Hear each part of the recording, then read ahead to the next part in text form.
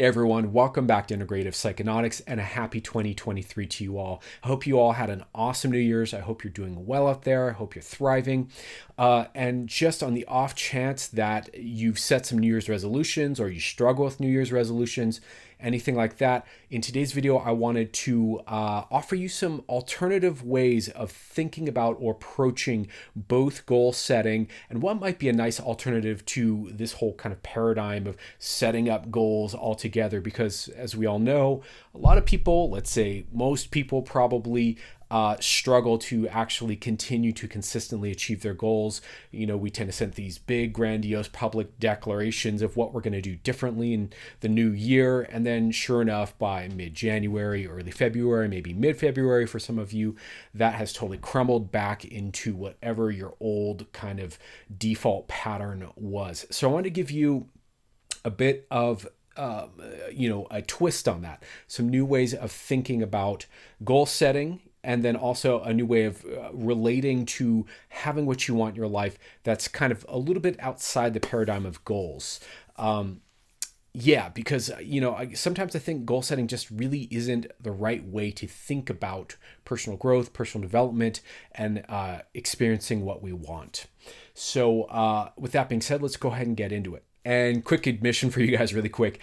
Yes, it's true that the last couple videos you've seen from me since the new year were both shot before the new year. I did have a bit of an indulgent new year and spent a little time nursing myself back to balance and health. Hoping to get this video out to you guys before the New Year's kind of time window starts to feel too irrelevant. We're too far into January. For anyone who doesn't know me, really quick, real short introduction here. My name is Dave. I'm a coach. I'm a hypnotherapist. I work in the psychedelic space with people around stuff like integration, preparation, transformational coaching, helping people to really kind of shift the patterns of behavior and thinking and emotion. So if you are into that kind of thing, personal development, psychedelics, spirituality, inquiry, this kind of stuff, then you're certainly in the right place. Welcome aboard to the conversation. Enough self-promo. Get that done. Okay, and let's go ahead and just start talking about some different ways you can approach achieving your goals, first of all. And second of all, what might be a different paradigm from goal setting altogether that might be closer to getting you what you really want. So without further ado, let's talk about it. Okay, so first distinction I want to share with you is actually a minor tweak in paradigm, maybe you've heard before, around goal setting. See, the problem with goal setting is that generally when we are setting a goal, we're kind of envisioning in the future something we want to experience based on our current thinking and our current feeling in the moment.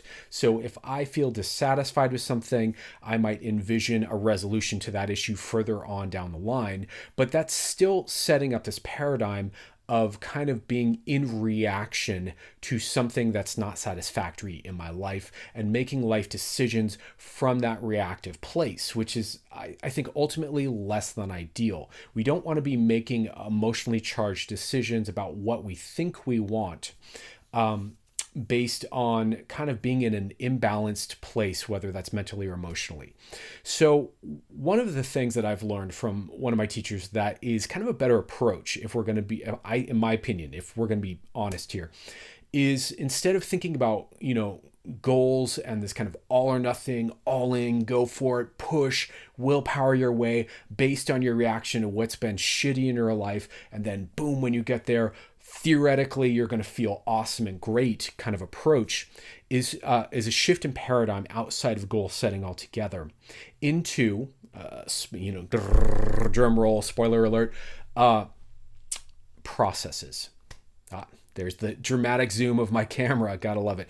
Yeah, so processes, right? So instead of thinking about things in terms of, okay, I want an outcome, think about what kind of processes you can build in your life, what kind of habits, what kind of rituals, what kind of consistent actions you can build up over time and get better and better at that will lead you in the direction of your goal and likely help you get it. And yet be so robust and so stable that by the time you get your goal, you'll probably just blow right past it and keep going. So this is, I think, more in alignment with how human beings actually work. We are, generally speaking, if we're going to be honest here, creatures of habit, right? We are generally people or we are generally beings rather that operate through habituated, conditioned patterns that are automatic in our behavior, right? This is actually part of why we struggle to change and let go of a pattern like depression or anxiety or some issue in our life. It's this same thing that also drives all of the stabilizing, consistent behavior patterns in our life throughout our day, whether that's your wake up ritual, your go to bed ritual, your habits of thought, your habits of emotion, your habits of, what websites you go to, your habits of, what colors you wear, your habits of whatever it is that defines how your life looks and is experienced. What you mostly are, let's be honest, what most of us is, each person, is a collection of habits, a collection of habituated thoughts, feelings, emotions, behaviors, perceptions that we retread over and over and over and over because it gives us a sense of consistency and stability, which tends to correlate with survival, right? So this kind of goes back into our animal survival brain, kind of deep drive to survive. So things that are stable and consistent are predictable and therefore generally safer than what is unpredictable from a deep biological, evolutionary, primal brain perspective, right? So we can use this to our advantage. So we can start to get really clear and really self-honest and really rational about what habits we want to build. And then all we have to do is start to engage them and habituate ourselves to them. And yeah, there is a bit of a period where that's uncomfortable and takes conscious effort, where you have to try and push yourself to remember to do the thing or try the thing. And maybe that involves setting little, timers throughout the day or little post-it notes around your house for visual reminders or what have you. Or ideally, if something is something you care about enough, something you're passionate about enough, you'll just boom, you'll be like, okay, I'm serious about this. I'm going to create a new habit. But even if it's not that intense, you can just start to lean into it. Just start to do it more and more often. Don't make it a dramatic thing necessarily, but just create new patterns, new habits in your life that over time will habituate and will become automatic. Let me give a very simple example. Okay, so for my own life here. So there was a period in 2017 where I thought it would be fun and interesting and cool to experiment with living as a liveaboard on a boat, kind of doing the tiny house thing, but on water, basically, right? And so this meant I was at a marina, right, that had a locked gate that blocked access unless you had a key fob to get in and out the door down to where all the boats were. This is pretty standard at marinas, right? And so there was a period of time where, if I forgot my key and I walked through that door, I would have been locked out of the whole thing and it would have been a huge nightmare, especially because I was trying to kind of live on the boat on the down low. It wasn't technically a legal thing to do. So this was something that was, I really had to make sure, because if I dropped my key or forgot my key or left the key on the boat, I would be locked out. Or if I dropped the keys in the water, I'd be screwed. So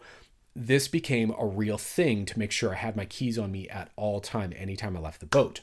So that meant I had to habituate it. That meant I had to habituate triple checking and making sure I had my keys on me before I walked through that door every single time. And so, every time I go to approach the door, what would I do? I'd reach and feel for the keys. Every time I approach the door, I'd reach and feel the keys. And it took me about 2 weeks. And then, about 2 weeks in, it was an automatic behavior, right? And this is obviously how we learn all the automatic things we know how to do, whether that's drinking from a glass of water or riding a bicycle or driving a car or tying your shoes or all the other things you know how to do without even thinking about it, right?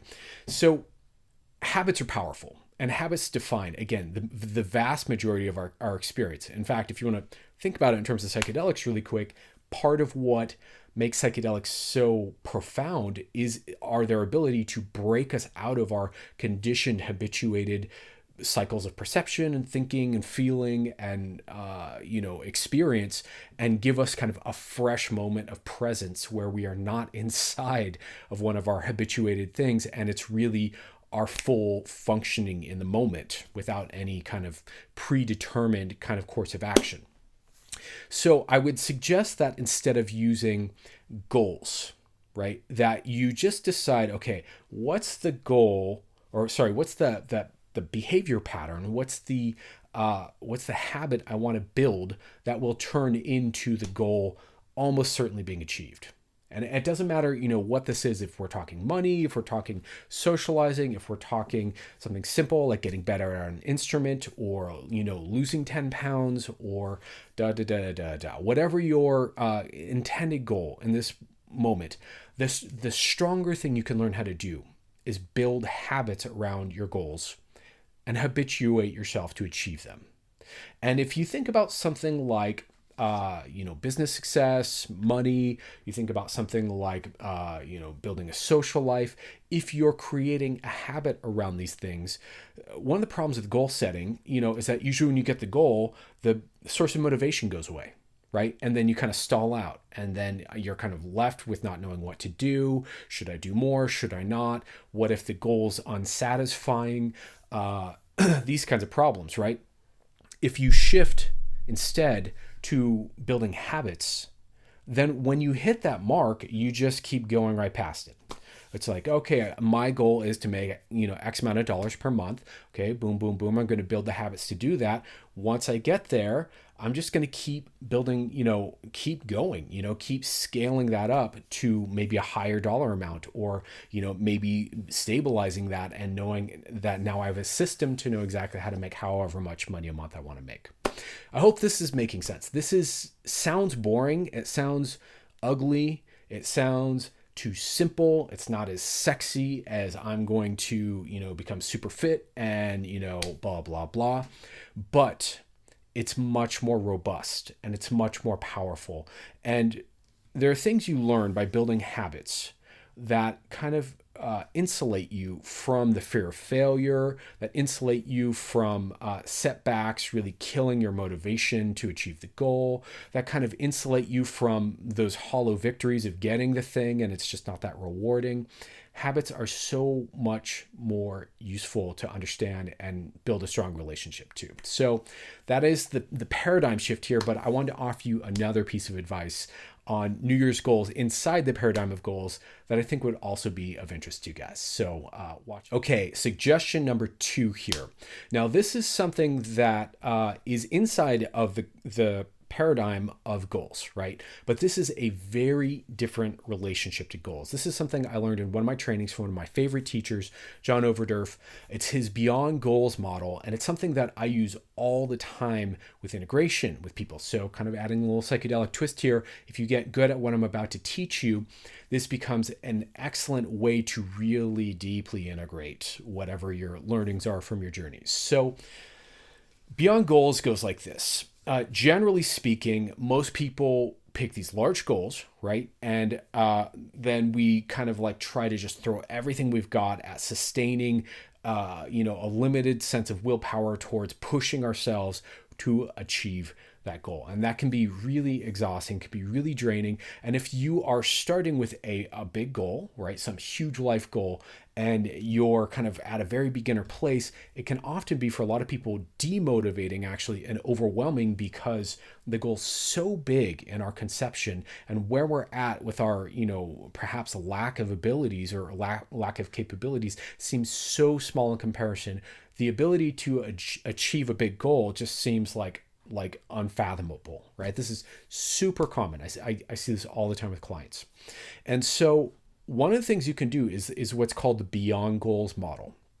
And it's essentially baby stepping your goals, right? So the first thing we want to do is really try to imagine, you can almost like close your eyes now or later, whatever, and imagine floating into a future version of you, floating out of your body further into the future, however long that time scale is, whether that's 3 months, 6 months, a year, 5 years, whatever your time scale for this achievement of this goal is. And imagine floating into the future you that has achieved this goal. And just get a sense of what it feels like to have achieved this goal. get a sense of what your life looks like, what's different, what's the same, what are the things you projected would be amazing that are much more mundane than you expected, what are the things that are radical shifts that maybe you hadn't expected. Really take a moment to visualize and imagine what this might be like to have this goal. And you want to kind of check in with this future version of you and see if this future version of you has any advice about how to get there, any insights, any recommendations, any things that this future you learned in order to be able to achieve this goal, right? Then you want to kind of bring all of that back. Imagine floating back in your present moment with all of that wisdom and all of those learnings. And then what you want to do is you want to kind of trust your unconscious mind. It takes a little bit of faith in the unconscious here, and kind of just ask your system, what is the smallest step that I can take in the direction of achieving that goal? What's the tiniest little thing? Think smaller than you think.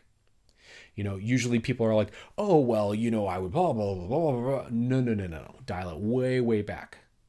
Well, maybe I would Google more how to do that. Cool. That's a doable small step.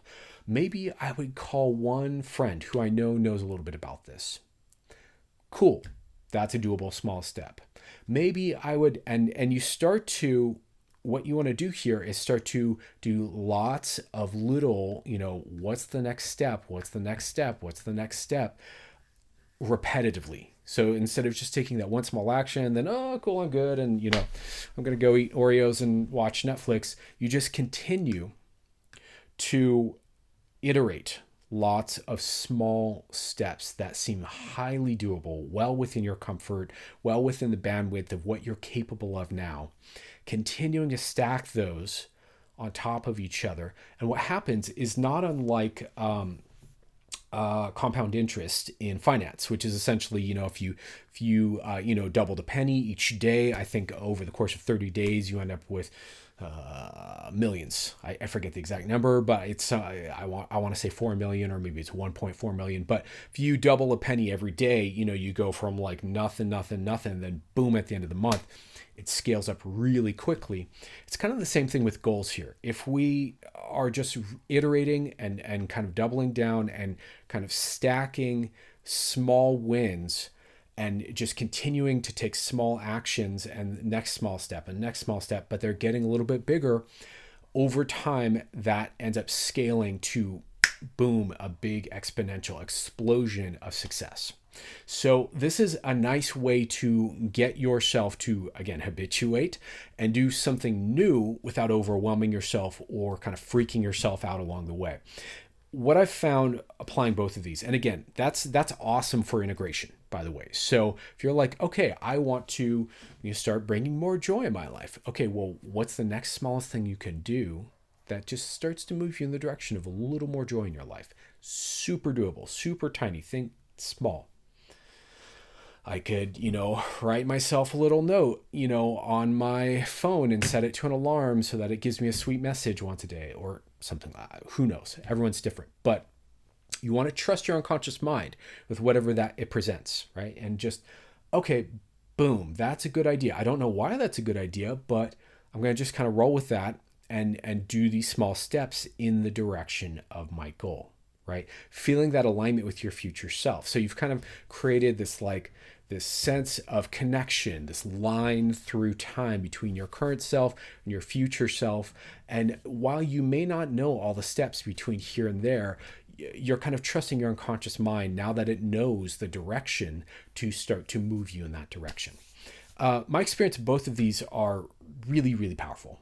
I'm a huge fan now of building habits and habituating myself and transforming old habits rather than thinking in terms of goals, because it's so much more profound to just do something consistently and just get good at it naturally, like you do with anything. If you do it enough times, you're going to get good at whatever it is if you do it repetitively enough. Not only that, it gives you the space to progress without being overloaded by being vastly outside of your comfort zone. So you're progressing, you're moving forward, but you don't have to really overload yourself to do it. And then with the beyond goals thing, again, it's one of these things where it's just so doable and it's so comfortable that you don't realize that you're actually progressing towards your goals. So these are my two suggestions to you guys. A couple offerings that might be a little different from your standard kind of, success porn, personal development stuff out there in terms of like big goals and I think all that stuff's great, but in my experience, it often didn't work very well. I know for a lot of my clients who are struggling with things like, trauma or issues or anxieties or depression, things like that, sometimes that kind of stuff just is too far out from where we're currently at or just doesn't really fit our personality types. So with all that being said, I hope you find these useful. I wish you a very happy new year, filled with whatever kind of successes and progresses and growth and healings that you most want to experience. Thanks for watching. If you like this kind of content, do please consider hitting the thumbs up to let the algorithm know, to let other people know. Do consider subscribing if you're into these kinds of conversations and you can tolerate my rambling style here. And I will have more videos for you guys in the near future. Much love. Take care, and I'll talk to you guys soon.